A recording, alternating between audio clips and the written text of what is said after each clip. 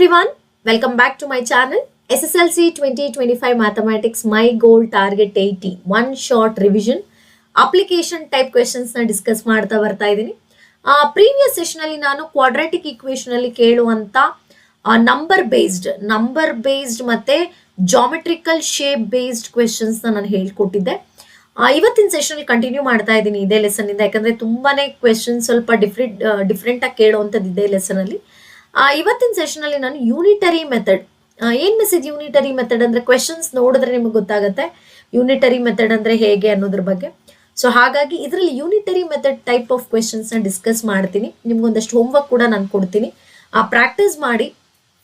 ಇನ್ನೇನಾದ್ರೂ ಇದರಲ್ಲಿ ನಾನು ಯಾಕಂದ್ರೆ as per model paper, as per text book, as per reduce text book ನಾವು ನೋಡೋದಾದ್ರೆ ಈ 3 ಟೈಪ್ಸ್ಗೆ ನಾವು ಜಾಸ್ತಿ ಫೋಕಸ್ ಮಾಡಬೇಕಾಗತ್ತೆ. Numbers, geometrical shapes, unitary method. So ಈಗ ಆಲ್ರೆಡಿ ನಂಬರ್ಸ್ ಮತ್ತು ಜಾಮೆಟ್ರಿಕಲ್ ಶೇಪ್ ನಿಮಗೆ ಕ್ಲಿಯರ್ ಆಗಿದೆ ನನ್ನ ಪ್ರೀವಿಯಸ್ ವಿಡಿಯೋದಲ್ಲಿ. ಇವತ್ತು ಯೂನಿಟರಿ ಮೆಥಡ್ನ ನೀಟಾಗಿ ಅರ್ಥ ಮಾಡ್ಕೊಂಡ್ರೆ ಡೆಫಿನೆಟ್ಲಿ ಇದರಲ್ಲಿ ನಿಂಗೆ ಆಲ್ರೆಡಿ ಹೇಳಿದಾಗೆ 3 ಔಟ್ ಆಫ್ 3 ಈಸಿಯಾಗಿ ತಗೊಳ್ಬೋದು. ಸ್ಟಾರ್ಟ್ ಮಾಡೋಣ. ಯೂನಿಟರಿ ಮೆಥಡ್ ನೋಡಿ, ಯೂನಿಟರಿ ಅಂದ್ರೆ single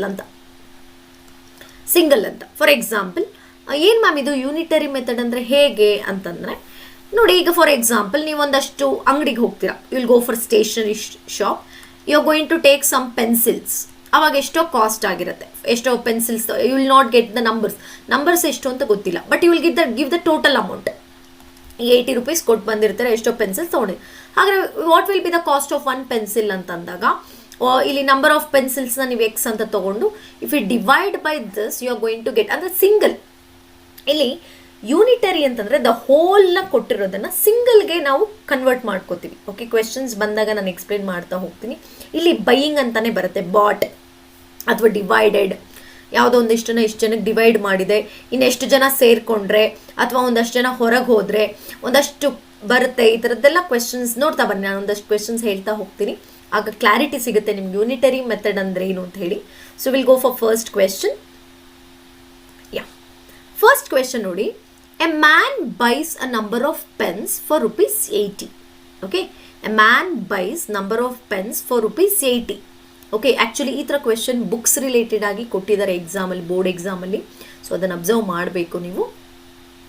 A man buys a number of pens for rupees 80. If he had bought 4 more pens for the same amount, each pen would have cost him ₹1. ಇದು ₹1 less. How many pens did he buy ಅಂತ ಕೊಟ್ಟಿದೆ. Okay, ಇಲ್ಲಿ number of pens ಅನ್ನೋದೇ ನಮಗೆ ಗೊತ್ತಿಲ್ಲ, how many pens whatever. ನೋಡಿ ಇಲ್ಲಿ ಏನು ಕೇಳ್ತಾರೆ ಅದನ್ನೇ ಎಕ್ಸ್ ಅಂತ ನೀವು ತಗೊಳ್ಬೇಕಾಗತ್ತೆ ಯೂನಿಟರಿ ಮೆಥಡಲ್ಲಿ. Whatever they ask, find how many pens, how many pencils, how many books, ಅಥವಾ how many of them persons, ಈ ಥರ ಬಂದಾಗ ಹೌ ಮೆನಿ ಚಿಲ್ಡ್ರನ್, ಈ ಥರ ಎಲ್ಲ ಬಂದಾಗ ಅವ್ರನ್ನೇ ನೀವು ಎಕ್ಸ್ ಅಂತ ತಗೊಳ್ಬೇಕಾಗತ್ತೆ. ಹಾಗಾದರೆ ನಾವಿಲ್ಲಿ ಏನು ಮಾಡ್ತೀವಿ, ಲೆಟ್ ನಂಬರ್ ಆಫ್ ಪೆನ್ಸ್, ನೋಡಿ number of pens be X ಅಂತ ತಗೊಳ್ತೀರ, ಹೌದಾ. ಸೊ ಎ ಮ್ಯಾನ್, ಇಲ್ಲಿ ಕಾಸ್ಟ್ ಎಷ್ಟಾಗಿದೆ, ಕಾಸ್ಟ್ ಟೋಟಲ್ ಕಾಸ್ಟ್ ಏನಾಯಿತು, ಇಲ್ಲೇನಾಯಿತು 80. ಹಾಗಾದ್ರೆ ಕಾಸ್ಟ್ ಆಫ್ 1 ಪೆನ್ ನೋಡಿ, ಇಲ್ಲಿ cost of 1 pen is equal to ಎಷ್ಟಾಗುತ್ತೆ, 80/x ಆಗುತ್ತಾ, ಹೌದಾ. ಈಗ ಫಾರ್ ಎಕ್ಸಾಂಪಲ್ ನಾನೀಗ 10 ಪೆನ್ಸ್ ತೊಗೊಂಡಿದ್ದೀನಿ, ಓಕೆನಾ, 80 ರೂಪೀಸ್ ಕೊಟ್ಟಿದ್ದೀನಿ. ಹಾಗಾದ್ರೆ ಒಂದು ಪೆನ್ಗೆ ಎಷ್ಟು, ಅವೆರಡನ್ನು ಡಿವೈಡ್ ಮಾಡ್ತೀನಲ್ವಾ, 80/10 ಅಂದಾಗ for each pen we gave as 8 per rupees 8 rupees ಅಂತ ಹೇಳ್ತೀನಿ. ಅದೇ ಥರ ಇಲ್ಲೂ ಅಷ್ಟೇ, ಲೆಟ್ ನಂಬರ್ ಆಫ್ ಪೆನ್ಸ್ ನನಗೆ ಗೊತ್ತಿಲ್ಲ, ಎಕ್ಸ್ ಅಂತ ತಗೊಳ್ತೀನಿ. ಟೋಟಲ್ ಕಾಸ್ಟ್ ಅಂದಾಗ 80, ಕಾಸ್ಟ್ ಆಫ್ 1 ಪೆನ್ ಏನಾಯಿತು 80/x, ಸರಿನಾ. ಇದು ಫಸ್ಟ್ ಕೇಸ್ 1 ಆಯಿತು. ನೆಕ್ಸ್ಟ್ ನೋಡಿ, if we had bought 4 more pens for the same amount, ನೋಡಿ 4 ಲೆಸ್ ಈ ಥರ ಬರುತ್ತೆ. 4 more ಪೆನ್ಸ್ ಅಂತ ಅಂದಾಗ ಏನಾಗುತ್ತೆ, x+4. ನೋಡಿ ಇಲ್ಲಿ ಈ ಆಲ್ರೆಡಿ ನಾವು ಫಸ್ಟ್ ಕೇಸಲ್ಲಿ ತೊಗೊಂಡಿರೋದು ಎಕ್ಸು, ಈಗ 4 more ಅಂತ ಹೇಳ್ತಾ ಇದ್ದಾರೆ, ಅರ್ಥ ಆಗ್ತಾ ಇದೆಯಾ. ಅಲ್ಲಿ ನಾವು ತಗೊಳ್ತಾ ಇರೋದು x+4 more ಅಂದಾಗ ಫಾರ್ ದಿ ಸೇಮ್ ಅಮೌಂಟ್. ಅವಾಗ ಇಲ್ಲೇನಾಗುತ್ತೆ ಕಾಸ್ಟ್ ಆಫ್ 1 ಪೆನ್ ಎಷ್ಟಾಗುತ್ತೆ ಅವಾಗ ಈ ಕೇಸಲ್ಲಿ, ಅದೇ 80 rupees but x+4. This is second case, ಆಯ್ತಾ. ಈಗ each would have cost him ₹1 less. ಈಗ ನೀವು ಆಲ್ರೆಡಿ ನೋಡಿರ್ತೀರ ಕೆಲವೊಂದು ಕಡೆ ಎಲ್ಲ ಇನ್ನೊಂದಷ್ಟು ತೊಗೊಂಡ್ರೆ ನಿಮ್ಗೆ ಒಂದು ಸ್ವಲ್ಪ ಕಮ್ಮಿ ಬೀಳುತ್ತೆ. ಈಗ for example you will go for taking any ಯಾವುದೋ ಒಂದೇನೋ ಒಂದು ಐಟಮ್ ತೊಗೊಳಕ್ಕೆ ಹೋಗ್ತೀರಾ ಅಂದ್ಕೊಳ್ಳಿ, ನೀವು ಇದ್ರ ಬದಲಾಗಿ ಇನ್ನೂ 5 ತೊಗೊಂಡ್ರೆ, ಇದೇ ಥರದ್ದು ಒಂದು 5 ತೊಗೊಂಡ್ರೆ ನಿಮಗೆ ಕಮ್ಮಿ ಬೀಳುತ್ತೆ ಅಂತ ಕೆಲವೊಂದು ಕಡೆ ಕೇಳಿರ್ತೀರ.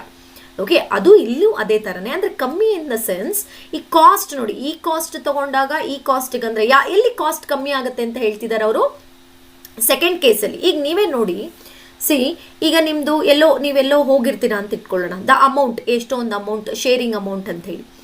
ಸೊ ನೀವು ಸುಮಾರು ಜನ ನೋಡಿ, ಎಷ್ಟು ಜನ ಜಾಸ್ತಿ ಆದಷ್ಟು ಶೇರಿಂಗ್ ಅಮೌಂಟ್ ಕಮ್ಮಿ ಆಗುತ್ತಲ್ವಾ, ಇಸ್ ಇಟ್ ಕರೆಕ್ಟ್? ಓಕೆ, ಇಲ್ಲೂ ಹಾಗೇನೆ here the amount is more in the first case X ಇದ್ದಾಗ. x+4 ಆದಾಗ ಏನಾಗುತ್ತೆ, the amount will be less. ಹಾಗಾದರೆ ಎಷ್ಟು ಲೆಸ್ ಆಯಿತು? 1 ರೂಪಿ ಲೆಸ್ ಅಂತೆ. ಅಂದರೆ ಏನು ಮಾಡಬೇಕು, ಇವೆರಡರ ಮಧ್ಯೆ ನಾವು ಸಬ್ಟ್ರಾಕ್ಷನ್ ಮಾಡಬೇಕು. ಅಂದರೆ ಇಲ್ಲಿ ನೋಡಿ, ಕಾಸ್ಟ್ ಆಫ್ 1 ಪೆನ್, ಇಲ್ಲೂ ಅಷ್ಟೇ ಕಾಸ್ಟ್ ಆಫ್ 1 ಪೆನ್. ಇವೆರಡೂ ಕೇಸಸಲ್ಲಿ ನಾವು ಸಬ್ಟ್ರಾಕ್ಟ್ ಮಾಡಿದ್ರೆ ಎಷ್ಟು ಉಳಿಬೇಕಂತೆ? 1 ರೂಪಿ. ಓಕೆ, ಹಾಗಾದರೆ ಯಾವುದು ಜಾಸ್ತಿ ಅಮೌಂಟ್ ಆಗೋದು? 80/x. ಹಾಗಾದರೆ ಅಕಾರ್ಡಿಂಗ್ ಟು ಕ್ವೆಶನ್ ಏನಾಗುತ್ತೆ? 80/x minus 80/x+4 equals 1. ನೋಡಿ, ಈ ಕೇಸಲ್ಲಿ ಪ್ಲಸ್ ಬರಲ್ಲ, ನೆನ್ಪಿಟ್ಕೊಂಬಿಡಿ. ಈ ಥರ ಎಷ್ಟೋ ಒಂದು ತೊಗೊಂಡಿದ್ದಾರೆ 4 ಈ ಥರ ಬಂದಾಗ ಪ್ಲಸ್ ಬರೋದಿಲ್ಲ. ಕ್ಲಿಯರ್ ಆಯಿತಾ? ಸಬ್ಟ್ರಾಕ್ಷನ್ನೇ ಆಗೋದು, ಮೈನಸ್ಸೇ ಬರೋದು. ಸರಿನಾ? ಈಗ ಇದನ್ನು ಸಾಲ್ವ್ ಮಾಡಿ by taking L C M ಏನಾಗುತ್ತೆ? x+4 ಆಯಿತು. ಕ್ರಾಸ್ ಮಲ್ಟಿಪ್ಲೈ ಮಾಡಿ, 80 × x 80x, 80 × 4 320, ಇಲ್ಲೂ ಅಷ್ಟೇ minus 80x is equal to 1 ಆಯಿತು. ನೋಡಿ, ಇಲ್ಲಿ plus 80x minus 80x cancel ಆಯಿತು. ಕ್ರಾಸ್ ಮಲ್ಟಿಪ್ಲೈ ಮಾಡಿ, x × x x² plus x × 4 4x is equal to 320 ಈ ಕಡೆಗೆ ಬರಲಿ, x² plus 4x minus 320 equal 0. Okay, so minus 320 ಅಂತ ನಾವು ತೊಗೊಂಡ್ರೆ ವಾಟ್ ವಿಲ್ ಬಿ ದ ಏನು ಬರುತ್ತೆ? ಫ್ಯಾಕ್ಟರ್ಸ್ 4 ಬರಬೇಕು ನನಗೆ. 4 ಅಂದರೆ ಏನಾಗುತ್ತೆ? 4 it is like how we can take, ನೋಡ್ತಾ ಬರೋಣ. ಇಲ್ಲಿ ಫ್ಯಾಕ್ಟರ್ಸ್ ಫೈಂಡ್ ಔಟ್ ಮಾಡೋಣ. ಯಾವಾಗಲೂ ಅಷ್ಟೇ, ಗೊತ್ತಾಗಲಿಲ್ಲ ಅಂದರೆ you can go for factors. 2 ಇಂದ ಮಾಡ್ತೀನಿ. 2 1s 160s 2 80s 2 40s 2 20s. ಸರಿನಾ? ಇಲ್ಲೇ ನೋಡ್ತಾ ಬನ್ನಿ. 2 2s 4 4 2s 8 8 2s 16. S, 20 16 combination ಬರುತ್ತೆ ನೋಡಿ. ಸೊ ಹಾಗಾದರೆ ಇಲ್ಲಿ +4 ಇರೋದ್ರಿಂದ +20 ಮೈನಸ್ 16. ನೋಡಿ, plus into 16 2s it is 32. So 320. So plus into minus minus. So +20 minus +4. ಹಾಗಾದರೆ x² plus 20x minus 16x minus 320 equals 0. ಅರ್ಥ ಆಗ್ತಿದೆ ಅಂತ ಅಂದ್ಕೊಳ್ತೀನಿ. ಯಾವಾಗ ನಿಮಗೆ ಗೊತ್ತಾಗಲ್ಲ, ಗ್ರೇಟರ್ ನಂಬರ್ ಫ್ಯಾಕ್ಟರ್ಸ್ ಇದ್ದಾಗ you can go for prime factorisation. ಇಲ್ಲಿ ಕಾಂಬಿನೇಷನ್ ಮಾಡಿಕೊಂಡ್ರೆ ಈಸಿಯಾಗಿ ಸಿಕ್ಬಿಡುತ್ತೆ. ಇಲ್ಲ ಫಾರ್ಮುಲಾ ಮೆಥಡ್ಗೆ ಹೋಗಬೇಕಾಗತ್ತೆ. ಫಾರ್ಮುಲಾ ಮೆಥಡ್ಗೆ ಹೋಗಿ ಅಗೇನ್ ABC ಸಬ್ಸ್ಟಿಟ್ಯೂಟ್ ಮಾಡಬೇಕು, ಸ್ಕ್ವೇರ್ ರೂಟ್ ಫೈಂಡ್ ಔಟ್ ಮಾಡಬೇಕು. ಇವೆಲ್ಲ ಆದಾಗ as I told you, the best method for verbal question is factorisation method. Okay, ಈಗ ಸಾಲ್ವ್ ಮಾಡೋಣ. x ಕಾಮನ್ ತೊಗೊಂಡ್ರೆ x+20 ಮೈನಸ್ 16 ಕಾಮನ್ ತೊಗೊಂಡ್ರೆ x+20 ಈಕ್ವಲ್ 0. Solve them. ಹಾಗಾದ್ರೆ ಏನಾಯಿತು? x+20 x minus 16 equal 0. ಹಾಗಾದ್ರೆ ಏನಾಯಿತು? x+20 equal 0, x is equal to minus 20, x minus 16 equal 0, x is equal to ಏನಾಯಿತು? 16. Clear ಆಯಿತಾ? ಹಾಗಾದ್ರೆ ಯಾವ ವ್ಯಾಲ್ಯೂ ಇಲ್ಲಿ ಕನ್ಸಿಡರ್ ಮಾಡ್ತಾರೆ? The cost cannot be the ಏನಾಗುತ್ತೆ? ಕಾಸ್ಟ್ ಆಗಿರ್ಬೋದು, ಹೌ ಮೆನಿ ಆಗಿರ್ಬೋದು, ಇಲ್ಲಿ ನೆಗೆಟಿವ್ ಆಗೋಕ್ಕೆ ಚಾನ್ಸ್ ಇಲ್ಲ. ಸೊ ಎಷ್ಟಾಗುತ್ತೆ? 16. ಹಾಗಾದರೆ how many pens did is buy? 16 pens. ಬೇಕಾದ್ರೆ ಚೆಕ್ ಮಾಡಿ, ನಿಮ್ಗೆ ಅಷ್ಟು ಡೌಟ್ ಇದ್ದರೆ ಚೆಕ್ ಮಾಡಿ. ನೋಡಿ, ಇಲ್ಲಿ ಫಸ್ಟ್ ಕೇಸಲ್ಲಿ ನೋಡ್ತಾ ಬನ್ನಿ. ಫಸ್ಟ್ ಕೇಸಲ್ಲಿ ಏನಾಗುತ್ತೆ? 18/6. ನೋಡಿ, 80/16 ಅಂದರೆ ಒಂದಕ್ಕೆ 5 ರೂಪೀಸ್ ಆಯಿತು. ಅದೇ ಇಲ್ಲಿ ನೋಡಿ 80/20, 16 + 4 20. 80/20 ಅಂದರೆ ಎಷ್ಟಾಯಿತು? 4 ರೂಪೀಸ್ ಆಯಿತು. 4 - 4 ಎಸ್ 1 ರೂಪಿ ಉಳಿತು. ಈ ಥರ ಕ್ವೆಶನ್ ಹೀಗೆ ಇರುತ್ತೆ. ತುಂಬ ಸಿಂಪಲ್ ಆಗಿರುತ್ತೆ. ಬಟ್ ಏನು ಮಾಡ್ತೀರಾ, ಹಿಂಗೆಲ್ಲ ಕೊಟ್ಟರೆ ಏನಪ್ಪ ಅರ್ಥನೇ ಆಗಲ್ಲ ಅಂತ ಡೋಂಟ್ ವರಿ. ಇದನ್ನು ನಾವು ಯೂನಿಟರಿ ಮೆಥಡ್ ಅಂತ ಕರಿತೀವಿ. ಓಕೆ, ಅಂದರೆ ಒಂದಷ್ಟು ಕೊಟ್ಟು ಫಸ್ಟ್ ಸಿಂಗಲ್ ಒಂದಕ್ಕೆಷ್ಟು ಅಂತ ಅಥವಾ ಒಬ್ಬರಿಗೆಷ್ಟು, ಕೆಲವೊಂದು ಸರಿ ಶೇರಿಂಗ್ ಅಮೌಂಟ್ ಅಂತೆಲ್ಲ ಬರುತ್ತೆ, ಅವಾಗ ಒಬ್ಬರಿಗೆಷ್ಟು, ಈ ಥರ ಬೈಯಿಂಗ್ ಅಂದಾಗ ಒಂದಕ್ಕೆಷ್ಟು, ಈ ಥರ ಒಂದಕ್ಕೆ ಸಿಂಗಲ್ ಅಂತ ಬಂದಾಗ, ಸೊ ಅದಕ್ಕೆ ನಾವು ಇದನ್ನು ಯೂನಿಟರಿ ಮೆಥಡ್ ಅಂತ ಕರಿತೀವಿ. ಸೊ ಅರ್ಥ ಆಗ್ತಿದೆ ಅಂತ ಅಂದ್ಕೊಳ್ತೀನಿ. ಇನ್ನೊಂದು ಕ್ವೆಶನ್ ಇದರಲ್ಲಿ ಡಿಸ್ಕಸ್ ಮಾಡೋವಾಗ ಇನ್ನೂ ನಿಮಗೆ ಕ್ಲಾರಿಟಿ ಸಿಗುತ್ತೆ. ನೋಡಿ, a shopkeeper buys a number of books for 80. Okay, ಇದು ಪ್ರೀವಿಯಸ್ ಥರನೇ ಇದೆ, ಸೇಮ್ ಅದೇ ಮೋಸ್ಟ್ಲಿ ಸೇಮ್ ಇದೇ ಬರುತ್ತೆ. A shopkeeper buys a number of books for ₹80. If you had brought 4 more books for the same amount, each would have cost ₹1 less. How many books did he buy? ನೋಡಿ, instead of pens books ಇದೆ, ಇದನ್ನು ನೀವು practice ಮಾಡಿ. Okay, same ಅದೇ ಥರನೇ practice ಮಾಡಿ. Okay, let number of books, ಇಲ್ಲಿ ಏನು ಮಾಡ್ತೀರಾ, let number of books B X ಅಂತ ತೊಗೊಳ್ತೀರಾ, ಸೇಮ್ ಆಸ್ ಇಟ್ ಈಸ್ ಇದೆ. ಇದನ್ನು ನೀವು ಇನ್ನೊಂದ್ಸರಿ ಪ್ರಾಕ್ಟೀಸ್ ಮಾಡಿ. I am going for next question. ಇನ್ನೊಂದು ಕ್ವೆಶನ್ಗೆ ಹೋಗ್ತೀನಿ. ಯಾ 300 apples are distributed equally among certain number of students. Had there been 10 more students more, each would have received 1 apple less. Find the number of students. ಈಗ ನೋಡಿ ಹೇಗಪ್ಪ ಅಂದರೆ 10 apples ಇದೆ ಅಂತ ಅಂದ್ಕೊಳ್ಳೋಣ. 10 apples, 5 students ಇದ್ದಾರೆ. So 10/2 ಅಂದರೆ ಒಬ್ಬೊಬ್ಬರಿಗೆ ಎಷ್ಟು ಬರುತ್ತೆ? 2 ಆ್ಯಪಲ್ಸ್ ಇದ್ರೆ ಡಿವಿಷನ್ ಆಗುತ್ತೆ. ಇಲ್ಲೂ ಅಷ್ಟೇ ಒಬ್ಬರಿಗೆ ಎಷ್ಟು ಅಂತ ಫೈಂಡ್ ಔಟ್ ಮಾಡಬೇಕು. ಅರ್ಥ ಆಯ್ತಾ? ಹಾಗಾದ್ರೆ ಇಲ್ಲಿ ಏನು ಕೇಳಿದ್ದಾರೆ? Find the number of students. ಆಗಲೇ ಹೇಳಿದೆ ನಿಮಗೆ, ಬೈ ಜೊತೆಗೆ ಅಲ್ಲಿ ಕಾಸ್ಟ್ ಅಂತ ಫೈಂಡ್ ಔಟ್ ಮಾಡಿ. ಇಲ್ಲಿ ಶೇರಿಂಗ್ ಆಯಿತು. ಹಾಗಾದರೆ ಇಲ್ಲಿ ನಾವೇನು ತೊಗೊಳ್ತೀವಿ? Let number of students be X ಅಂತ ತಗೊಳ್ತೀರಾ. Let number of students be X. ಆಯಿತಾ? ಹಾಗಾದರೆ ಆ್ಯಪಲ್ಸ್, ಇಲ್ಲಿ ಆ್ಯಪಲ್ಸ್ ಏನಾಗಿದೆ? ಆ್ಯಪಲ್ಸ್ ಎಷ್ಟಿದೆ? 300 ಇದೆ. ಹಾಗಾದರೆ ಈಚ್ ಸ್ಟೂಡೆಂಟ್ ಗೆಟ್ ಅಥವಾ ಶೇರ್ ಆಫ್ ಅಥವಾ ಏನು ಹೇಳ್ತೀವಿ, ಏನಂತ ಹೇಳ್ಬೋದು? Each would have received. Okay, each student got ಎಷ್ಟು ಸಿಕ್ಕಿರುತ್ತೆ ಒಬ್ಬೊಬ್ರಿಗೂ? 300/x. ಹೌದಾ? ಅಂದರೆ ಟೋಟಲ್ ಡಿವೈಡೆಡ್ ಬೈ ಎಕ್ಸ್. 300ಅಲ್ಲಿ ಈಗ ಫಾರ್ ಎಕ್ಸಾಂಪಲ್ 10 ಸ್ಟೂಡೆಂಟ್ಸ್ ಇದ್ರು ಅಂತ ಇಟ್ಕೊಳ್ಳಿ. 300/10 ಅಂತ ಬಂದಾಗ ಒಬ್ಬೊಬ್ರಿಗೆ 30 ಆ್ಯಪಲ್ಸ್ ಈ ಥರ. Okay, so each student got 300 ಅಥವಾ ಗೆಟ್ ಅಂತ ಬರ್ಕೊಳ್ಳಿ. ಈಚ್ ಸ್ಟೂಡೆಂಟ್ ಗೆಟ್ 300/x ಆಯಿತು. ಈಗ ಸೆಕೆಂಡ್ ಕೇಸಿಗೆ ಬರೋಣ. Had there been 10 more students. ಇವಾಗ ನೋಡಿ, ನಾನು ಆಗಲೇ ಹೇಳಿದೆ ನಿಮಗೆ. ಈಗ ಫಾರ್ ಎಕ್ಸಾಂಪಲ್ ಈಗ 300, ಇಲ್ಲೇ ಅರ್ಥ ಮಾಡ್ಕೊಳ್ಳಿ. 300 ಸ್ಟೂಡೆಂಟ್ಸ್ ಇದ್ದಾರೆ, 10 ಜನ ಇದ್ದಾರೆ. ಹಾಗಾದ್ರೆ ಒಬ್ಬೊಬ್ರಿಗೆ ಎಷ್ಟು ಬಂತು? 30 ಆ್ಯಪಲ್ಸ್ ಬಂತು. ಸರಿನಾ? ಈಗ ಇನ್ನೂ 10 ಜನ ಜಾಸ್ತಿ ಆಗಿದ್ದಾರೆ. 2 more, 10 more ಅಂತಂತೆ. ಹಾಗಾದ್ರೆ 10 ಎಷ್ಟಾಯಿತು? 20 ಆಗೋಯ್ತು. ಸರಿನಾ? ಅವಾಗ ಏನಾಗುತ್ತೆ? ಶೇರಿಂಗ್ ಕಮ್ಮಿ ಆಗುತ್ತೆ. ಜಾಸ್ತಿ ಜನ ಆದಷ್ಟು ಏನಾಗುತ್ತೆ? ಶೇರಿಂಗ್ ಕಮ್ಮಿ ಆಗುತ್ತೆ. ಸೊ ಹಾಗಾದರೆ ಇಲ್ಲಿ ನೋಡ್ತಾ, ಅಥವಾ ಕಮ್ಮಿ ಆದರೆ ಇಲ್ಲಿ ನೋಡಿ 2 more ಬದಲು 10 more ಬದಲು 10 ಲೆಸ್ ಅಂತ ಕೊಡುವಂಥ ಚಾನ್ಸಸ್ ಇದೆ. ಓಕೆ, ಹಾಗಾದರೆ ಸೆಕೆಂಡ್ ಕೇಸಲ್ಲಿ ಏನಾಯಿತು? 10 more ಸ್ಟೂಡೆಂಟ್ಸ್. ನೋಡಿ 10 more ಸ್ಟೂಡೆಂಟ್ಸ್. ಹಾಗಾದ್ರೆ ಏನಾಯಿತು? x+10. ಸರಿನಾ? 10 ಲೆಸ್ ಅಂತ ಬಂದಾಗ x-10. ಓಕೆನಾ? ಇವಾಗ ಎಷ್ಟಾಗುತ್ತೆ?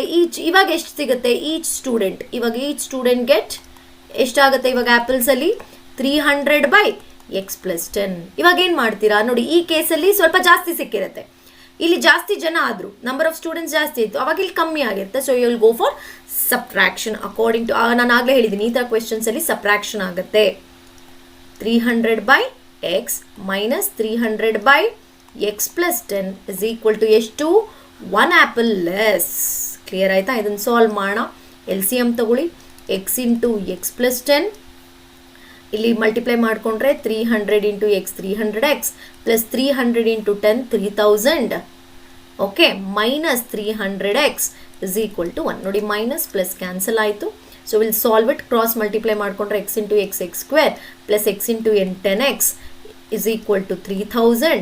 3000 ಈ ಕಡೆಗೆ ಬಂದರೆ x² plus 10x minus 3000 is equal to 0.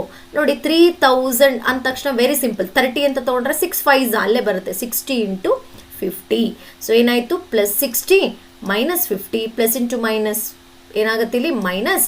ಇಲ್ಲಿ ಏನಾಯಿತು? ಪ್ಲಸ್ 60 ಮೈನಸ್ 50 ಪ್ಲಸ್ 10 ಆಯಿತು. ಆಯ್ತಾ? Square plus 60x minus 50x minus 3000 equal 0. So ನಾವು ಸ್ಪ್ಲಿಟ್ ಮಾಡಿಕೊಂಡ್ರೆ x × x+60 ಮೈನಸ್ 50 ತೊಗೊಂಡ್ರೆ x+60 ಈಕ್ವಲ್ 0. ಹಾಗಾದರೆ ನೋಡಿ x+60 x - 50 ಈಕ್ವಲ್ 0. ಹಾಗಾದರೆ ಅಬ್ಸರ್ವ್ ಮಾಡ್ತಾ ಬನ್ನಿ ಇಲ್ಲಿ. ಸೊ x+60 ಅಂತ ಬಂದಾಗ x+60 equal 0, x is equal to ಏನಾಯಿತು? -60. x - 50 ಈಕ್ವಲ್ 0 ಅಂತ ಬಂದಾಗ x ಇಸ್ ಈಕ್ವಲ್ ಟು ಏನಾಯಿತು? 50. ಸೊ ಹಾಗಾದರೆ number of students R positive. So will go for 50. ಹಾಗಾದರೆ find the number of students ಎಷ್ಟು? 50. ಬೇಕಾದ್ರೆ ಚೆಕ್ ಮಾಡಿ.